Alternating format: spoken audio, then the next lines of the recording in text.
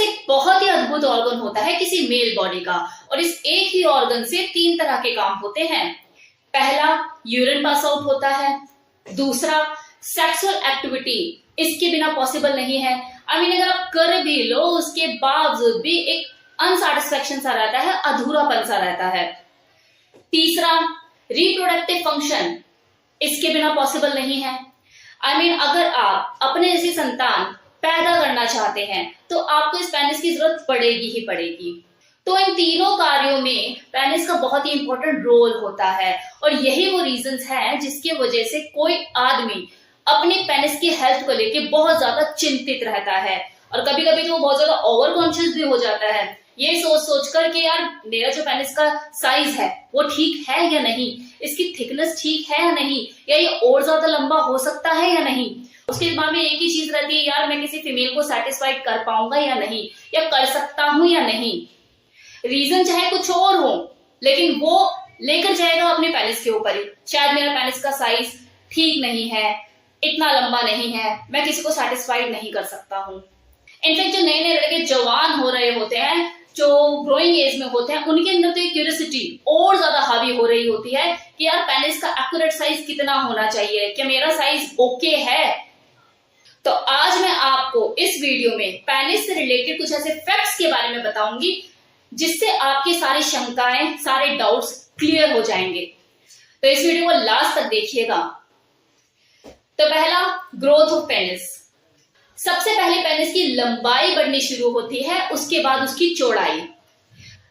Penis की growth जो होती है वो 10 से 14 साल के अंदर होना शुरू होती है, और 16 से 21 साल के दौरान वो फुली डेवलप हो जाता है।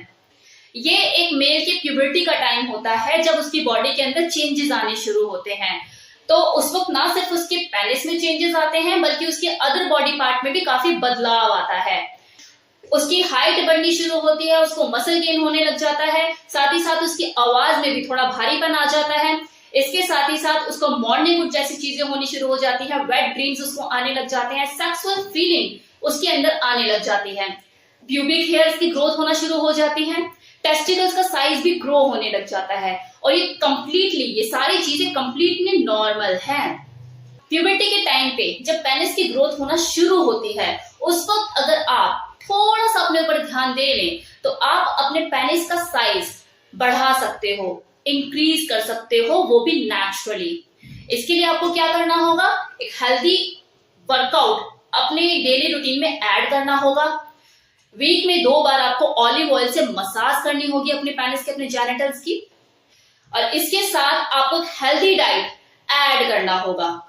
मतलब ये चाट पकौड़ियां होती है ना, उसको खाने की बजाय हेल्दी डाइट आपको ऐड करना होगा। आप किसी डाइटिशियन की भी मदद ले सकते हो।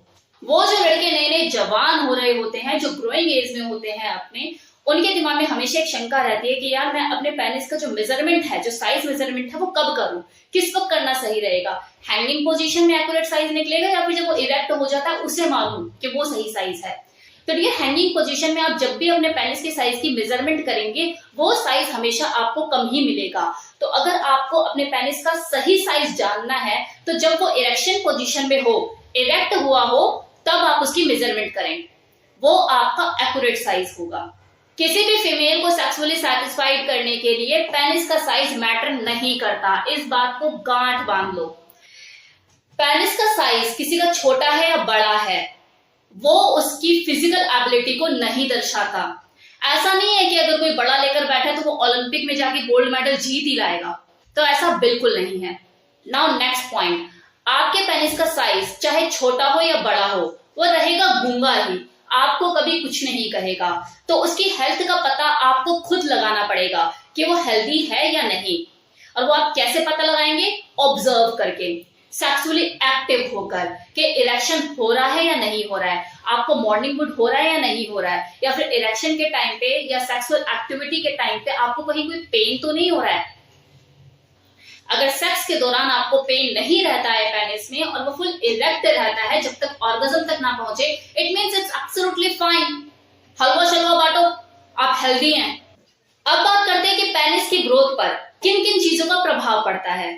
तो देखिए, हेरिडिटी का तो प्रभाव पड़ता ही है, क्योंकि इंडियन मेल का जो एवरेज साइज होता है जेनिटल का, वो 4 और 4.5 के बीच में होता है।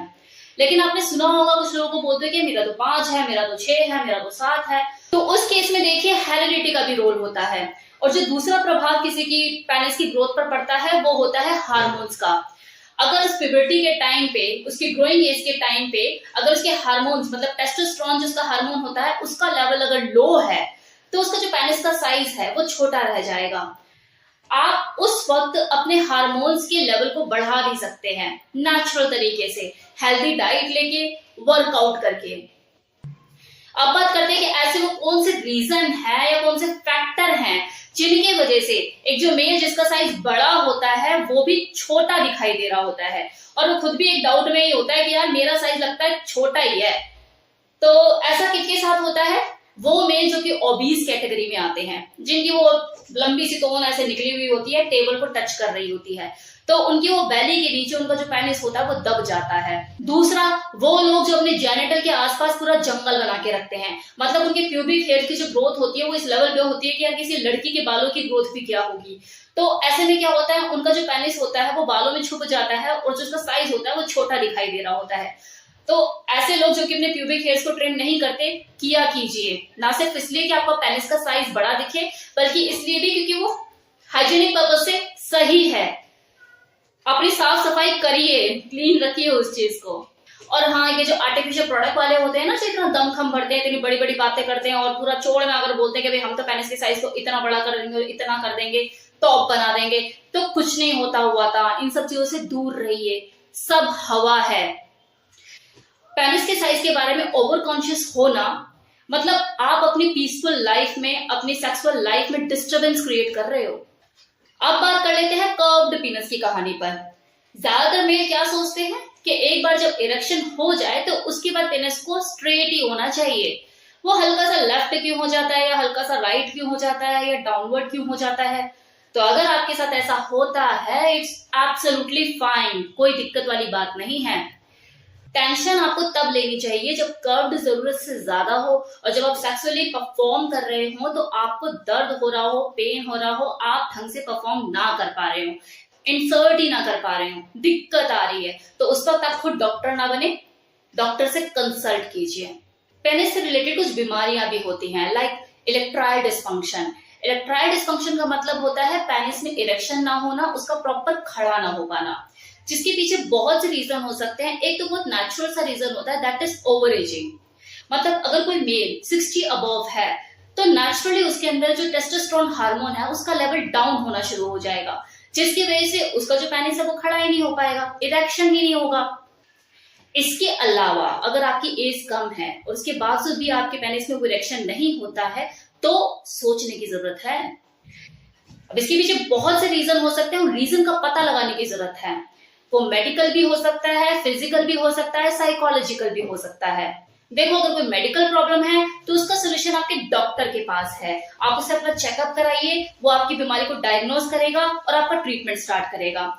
अगर कोई फिजिकल लेवल पे प्रॉब्लम है तो उसके लिए देखो आपको अपने लाइफ स्टाइल में थोड़ा चेंज लाने की जरूरत है, खाने पीने में थोड़ा सा बदलाव लाने की जरूरत है, अपने सोने का टाइम, जागने का टाइम, इन सब चीजों में चेंज लाने की जरूरत है। हेल्दी वर्कआउट ऐड कीजिए, हेल्दी डाइट पर ध्यान दीजिए, आपकी प्रॉब्लम सॉर्ट आउट हो जाएगी। तीसरा, साइकोलॉजिकल रीजन। इसका सॉल्यूशन भी आपके पास ही है। आप अगर मेंटली डिस्टर्ब रहते हैं या डिप्रेशन में रहते हैं, कोई टेंशन है आपको, तो इन सब चीजों से दूर रहें, मेडिटेशन करें, अपने अंदर आप काफी फर्क पाएंगे। देन एक प्रॉब्लम और है जो ज्यादातर मेल में आजकल देखी जा रही है, दैट इज प्रीमेच्योर इजैकुलेशन। हर दूसरा बंदा इसी चीज से परेशान है कि मैम जल्दी डिस्चार्ज हो जाता है। तो देखिए, इसके ऊपर तो मेरा पूरा डिटेल वीडियो है कि डिस्चार्ज जल्दी क्यों हो जाता है, कैसे रोका जाए। उसमें आपको सोल्यूशन भी मिलेंगे और ये होता क्यों है, इसके रीजंस के ऊपर भी मैंने बात की हुई है। एक पूरा डिटेल वीडियो है मेरा, उस वीडियो को आप जाकर देखें। Now, Pournouri disease. पैरोनी का मतलब होता है पेनिस में कर्व पड़ना। अब जैसे मैंने थोड़ी देर पहले आपको बताया था कि पेनिस में जो कर्व अगर हल्का सा पड़ता है, स्लाइटली लेफ्ट या राइट बैंड हो रहा है या डाउनवर्ड हल्का सा बैंड हो रहा है, तो कोई दिक्कत वाली बात नहीं है। लेकिन अगर वो ज्यादा ही बैंड है, आप सेक्सुअली परफॉर्म भी नहीं कर पाते, आपको दिक्कत होती है, तो चिंता का विषय है। इसके पीछे एक ही रीजन होता है कि सेक्स के दौरान अगर किसी के इरेक्ट पेनिस में कोई इंजरी हो जाए, तो अगर कोई इस प्रॉब्लम को फेस कर रहा है तो आपको डॉक्टर से कंसल्ट करने की जरूरत है। सेक्सुअल ट्रांसमिटेड ट्रांसमिटेड इन्फेक्शन, वो लोग जो कि प्रिकॉशंस के साथ चीजों को नहीं करते, बहुत ही केयरलेस एटीट्यूड होता है उनका, मतलब किसी के साथ भी कुछ भी कर लिया, ध्यान नहीं दिया चीजों का कि अगर मैं किसी कॉल गर्ल को हायर कर रही हूँ या प्रोस्टिट्यूट को हायर कर लो तो कॉन्डम यूज करूं या थोड़ा सा हाइजीनिक तरीके से सारी चीजें करूं, तो वहां पर सेक्सुअल ट्रांसमिटेड इन्फेक्शन होने की संभावनाएं बढ़ जाती हैं। तो ऐसे लोगों के लिए मैं यही कहूंगी कि प्लेजर के लिए भी पैसे फूको पहले, बाद में बीमारी के ट्रीटमेंट के ऊपर भी पैसे फूको, क्या फायदा है ऐसे प्लेजर का। तो थोड़ा सा ध्यान देकर चलो, prevention is better than cure. तो मेरी तरफ से इतना ही, कैसा लगा ये वीडियो बताना मत भूलिएगा। और अभी अपकमिंग सैटरडे में दोबारा मैं एक वीडियो अपलोड करूंगी जिसमें आपके सवाल होंगे, मेरे जवाब होंगे। तो आपके पास पूरे 4 से 5 दिन हैं, आप अपनी क्वेरीज जो भी हैं कमेंट सेक्शन में लिख दीजिए, मैं उसके ऊपर वर्क करूंगी, फिर आपके जवाब आपको मिलेंगे। Thank you so much, thank you.